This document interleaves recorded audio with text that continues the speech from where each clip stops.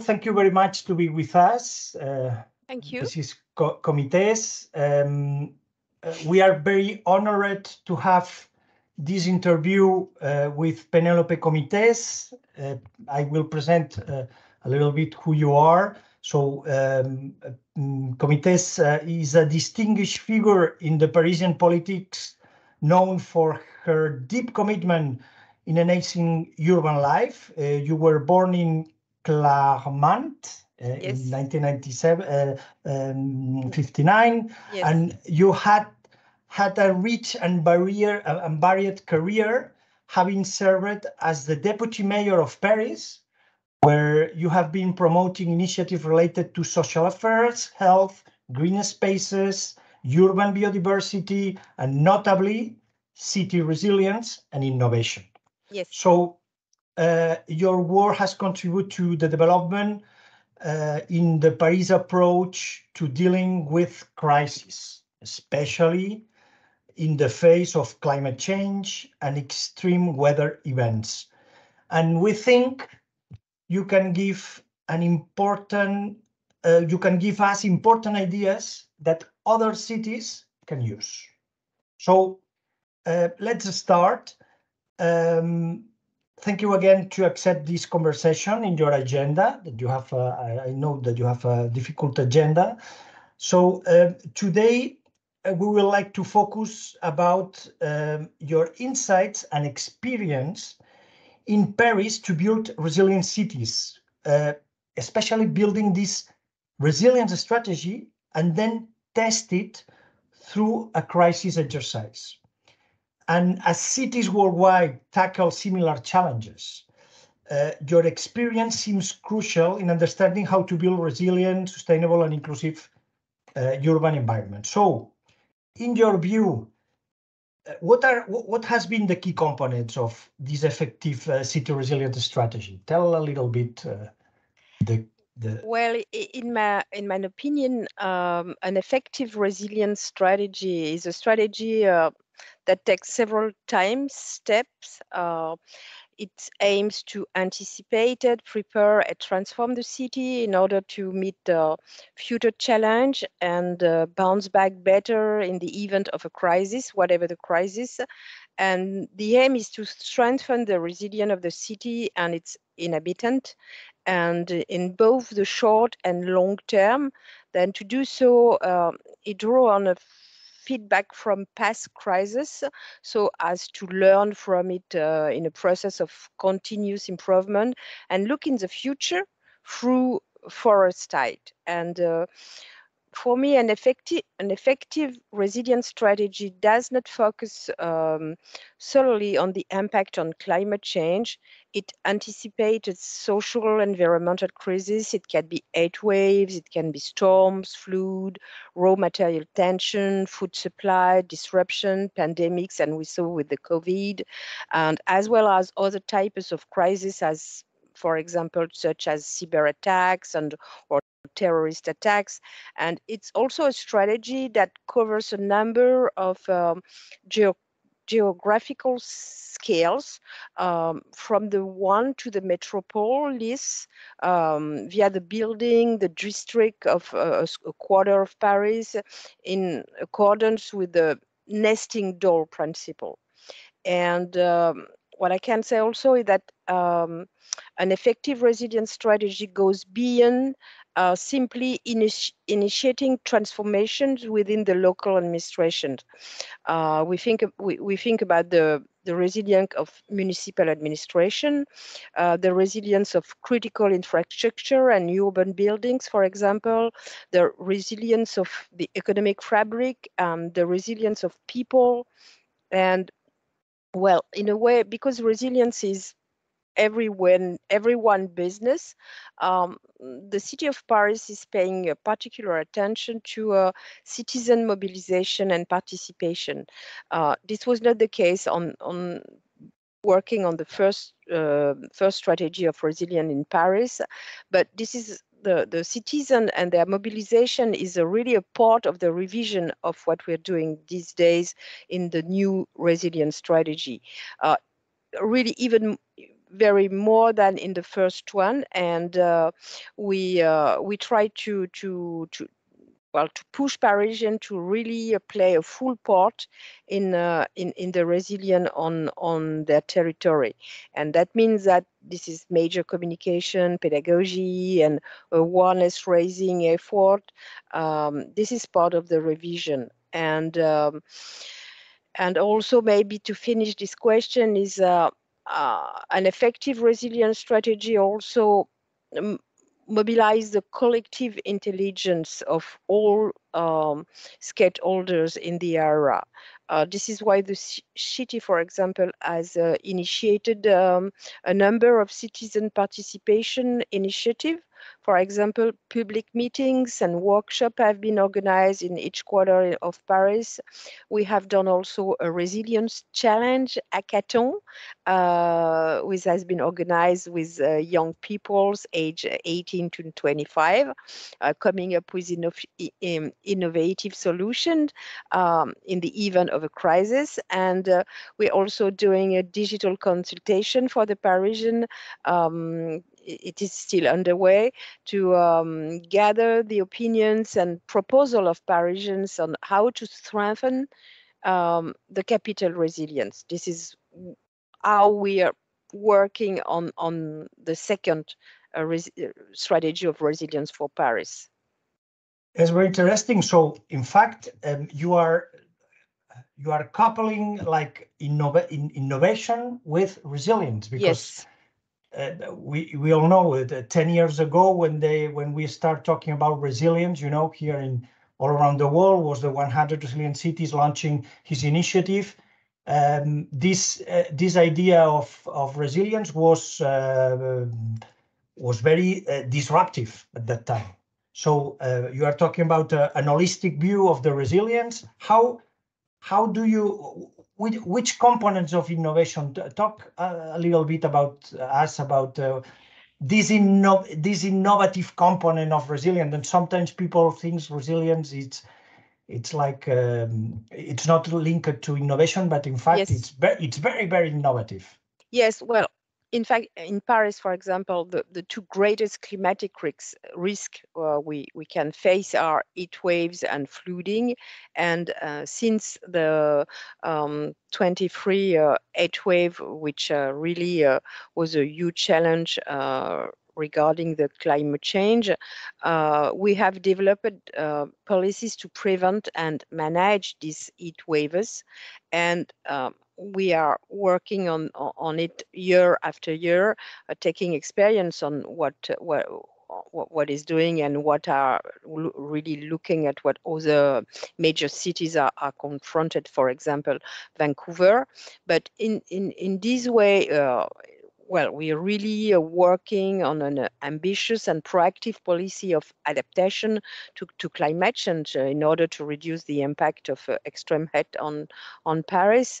But numerous actions have been already implanted, and such, for example, as the creation of a network over cool island in the schools through Paris. We have green space, bathing area, oasis courtiers, misted areas, cooling room, cooled rooms, for example, and the greening of soils, the deployment of drinking waters, fountains in public areas, the reinforcement of the water in the cities, the renovation of public building in assistance from the renovation of private building from what we call Eco-Rénovons Paris.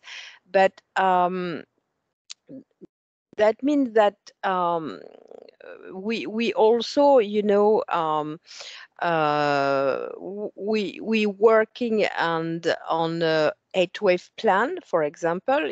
It provides preventing actions and to prevent event and limit of heatwave, and concerning flood resilience, we also working on for example, a free training course for the general public on the flooding of the Seine to increase risk awareness and also really dealing with the culture of risk, and the course covers course covers a range of topics: what causes flooding on the Seine, what happens during a flooding, which neighbors are more at risk of flooding in Paris, because nobody knows, in fact, when you are, even if you're living in Paris for many years, how to react to flood warnings, where finding the good informations, how prepare yourself, protect and help vulnerable people in your neighborhood. And this is, we're working on the aim of to create a community of volunteers prepared to act in their neighborhood in the event of a flooding, and for example. And regarding heat wave, we have we have more than 10,000 people age of more of 65 with having disabilities. We are listed on a special things which is called reflex database. That's the name, that's the national name. And when a heat wave arrives, we visit people, we call them, and we can bring them in cool rooms in Paris, and specific actions are also made on people living in the streets, which is one or really it's a goal, and we are also distributing, for example, water bottle for them, and access to cool rooms, even if it's difficult. We are opening parks and gardens 24 hours day and night. We are opening also our municipal shower baths for everybody. So, well, that's what we try to do, and year after year we really find new solution. For example, when we have done this exercise, Paris under 15 degree, I think that, well, maybe we will need to have what we call refuge for people during this crisis, and we made an exercise with real people, real Parisian, to put them in a refuge places, cool refuge places. It was a tunnel, it was a parking. So, well, day after day and year after year, try to find new solutions. Well, yes, we can see that resilience is a kind of vector for public policies that you are using, this vector of resilience against impact. So explain a little bit more. We found very interesting this crisis exercise, because, in the past, the resilience strategies were like policies strategies, but these strategies need to be operationalized. They need to be in concrete actions. And in the private sector or at national or regional level, crisis exercise have a long tradition in France. In France, you have a lot of exercises done by big companies or by critical entities. And organization and city governments sometimes do what we call the traditional exercise on terrorist attacks, on large accidents, or to validate the security or the business continuity plans. But climate change, we're not in this radar. How you decide to merge together these two approaches, like the crisis management more operative, more linked to security, that to the, let's say, to the police guys, and with the climate change, sometimes these two spaces they don't talk. You have the fighters and first responders in one side, and the other side the guys of climate change, and they don't talk. How came this idea? Well, indeed, like other municipalities, I think not only in France. Well, the city of Paris is regularly conducts crisis exercises, and participated also in the different exercises made by the prefecture, the police prefecture in Paris. But these exercises, focus on well-known risks, and which are the subject of procedure defined in the regulatory and/or internal documents. And this exercise all the time are organized by in Paris by our crisis management department in our municipal crisis room, and without the public being aware of them, nobody knows what we're doing. And well, the crisis exercise are.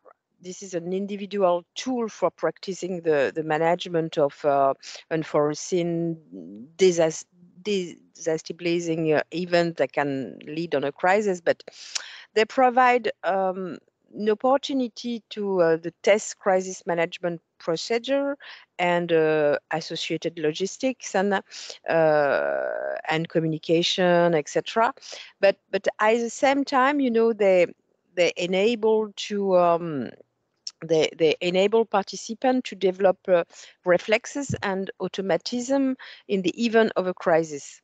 And this is the only, exercises are the unique opportunity, in fact, to mobilize local players around a risk anticipated on the territory, to test, meaning to test the planned institutional response and to identify areas for improvement, shortcoming, or even malfunctions.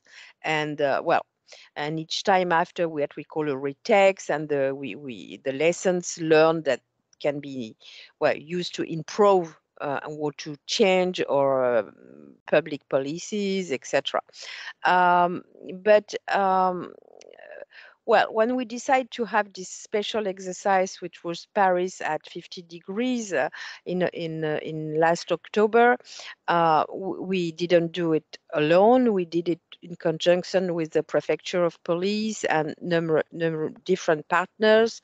And the idea behind this exercise was to give a boost to our climate resilience policies, but also by confronting the worst case of a scenario, because that's something we haven't seen at these days.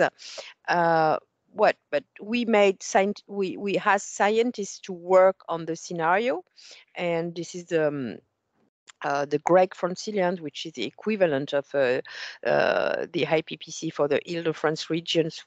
We wrote the scenarios, and we work with us on the exercise. And what was interesting was that we decided to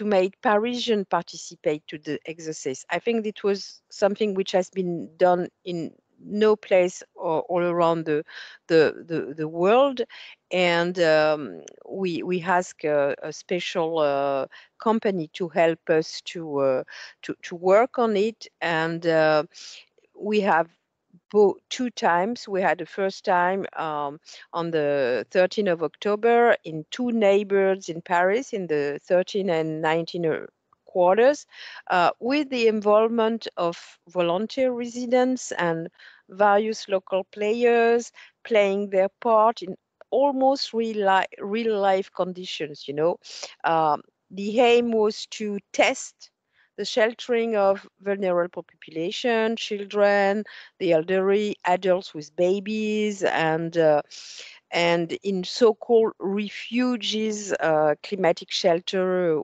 requisitioned and fifth out the city of Paris services, which was parkings, tunnels, cooled room in all people houses, various technicals of sanitary incidents were planned, and it was very interesting to because all these volunteers, even the child, etc., have been prepared for months and months before.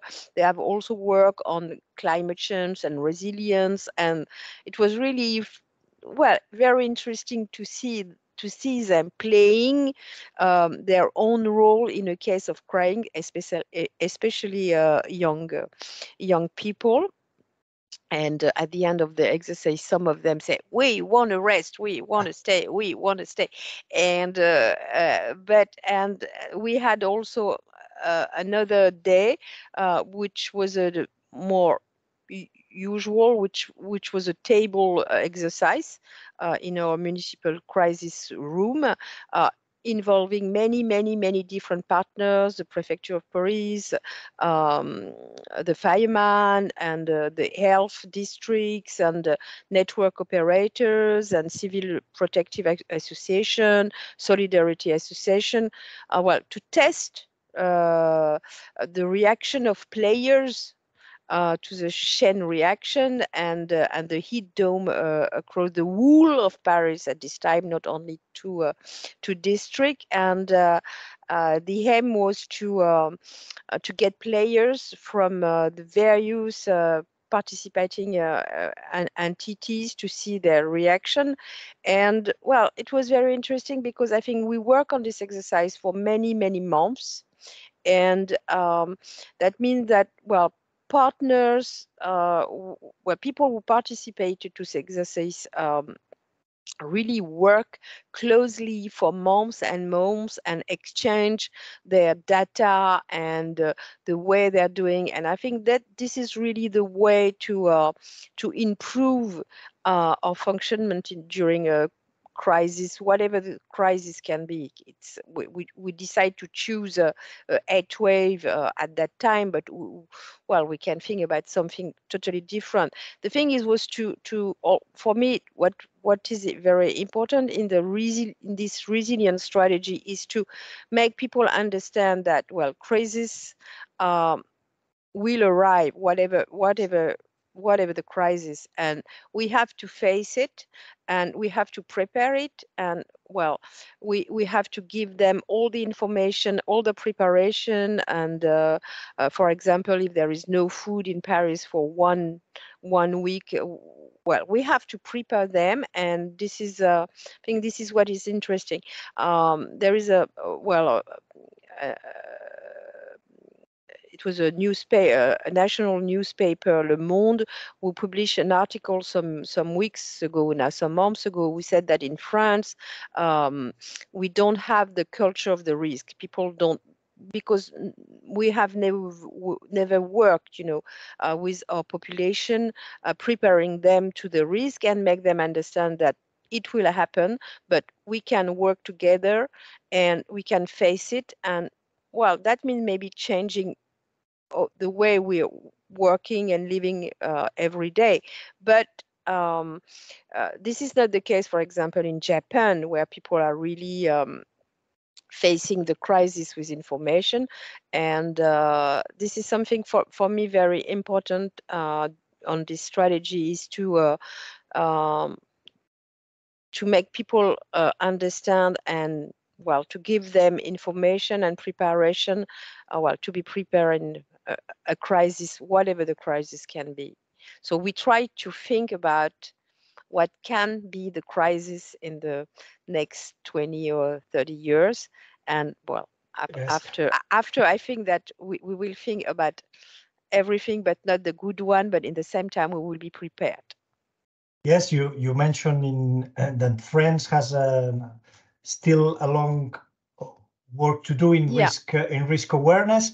I would say in everywhere in Europe and outside of Europe, in some countries where even less resources than cities as European cities, they need also to be aware about that, and they need also to have to learn from experiences as yours. When you did this exercise, I had the chance to be in the second one in the table. It was very interesting as observer. We were in the project observing, and you let me know if I am wrong or not. I saw that in Paris there was they were very concerned about where to put people. Let's talk to look for cool places that has cooling and the technical systems and the technology. And someone raised his hand and say, hey guys, when you are at this temperature,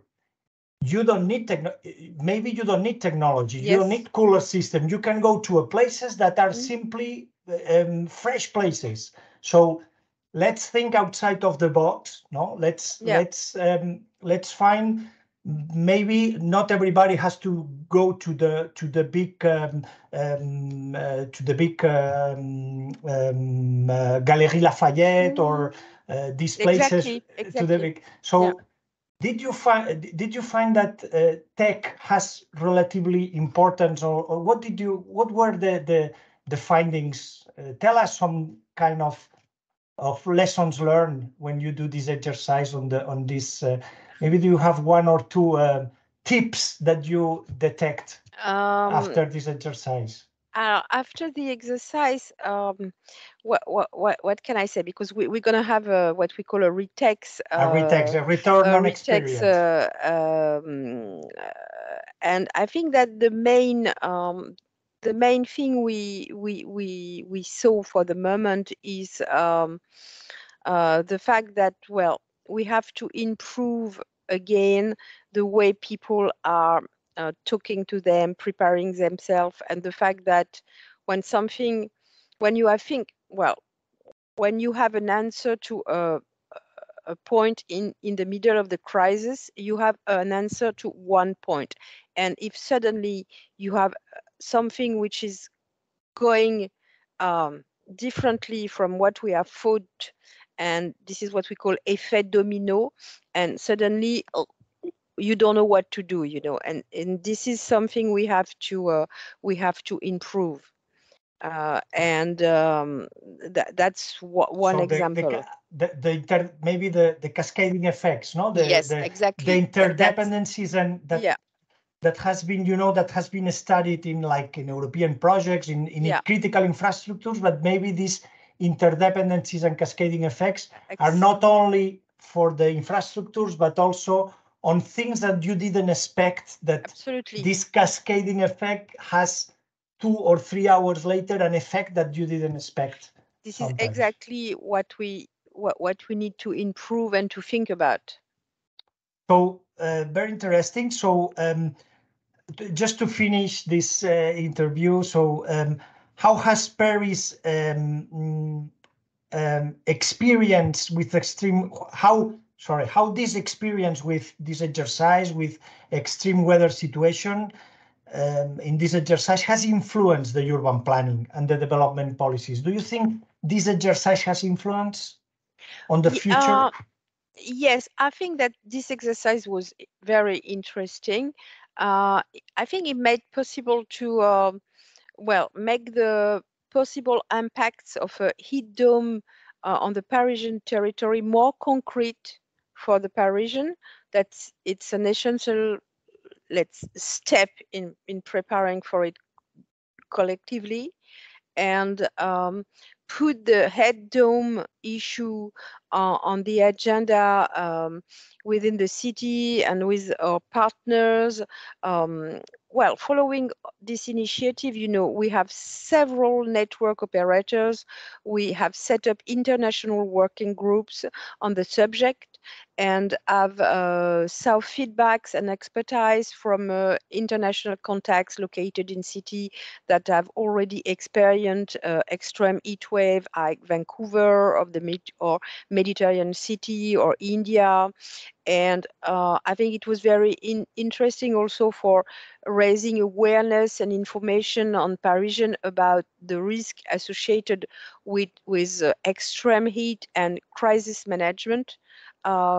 Facilitating also the appropriation of the solution that we are already deployed by the city, which are already deployed by the city, and I think highlighting also the power of action of everyone, in particular through local solidarity, which is something very important for me in the resilience strategy, conviviality and mutual aid on a neighbor-local scale.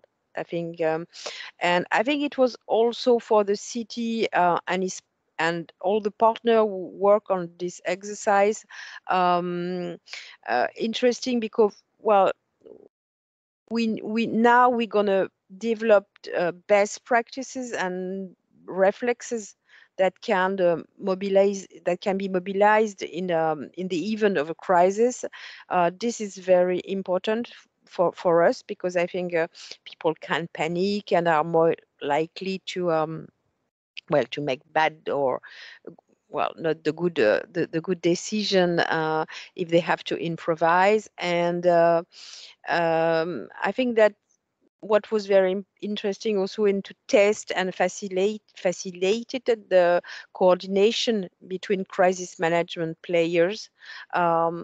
That's what I was saying before, when getting to know each other, clarifying other roles, practicing cooperation and coordination.